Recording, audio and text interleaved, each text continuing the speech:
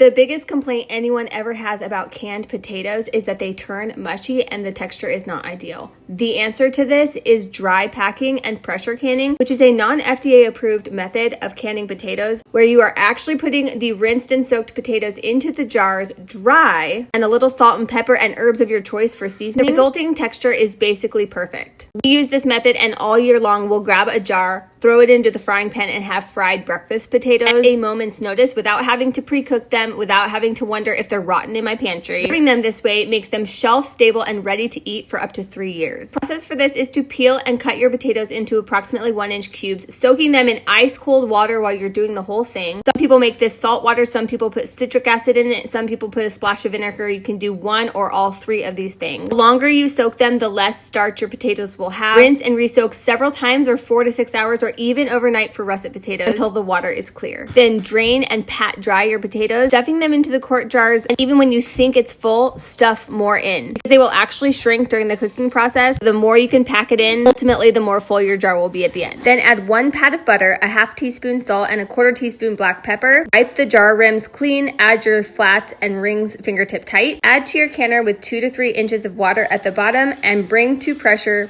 canning for 40 minutes. The science behind this is the pat of butter conducts heat throughout the potatoes, distributing the heat enough to make the potatoes safe. Potatoes are a low acid food, so it's best to pressure can these, though some people do water bath these. Just cannot speak to that subject and you would have to do additional research.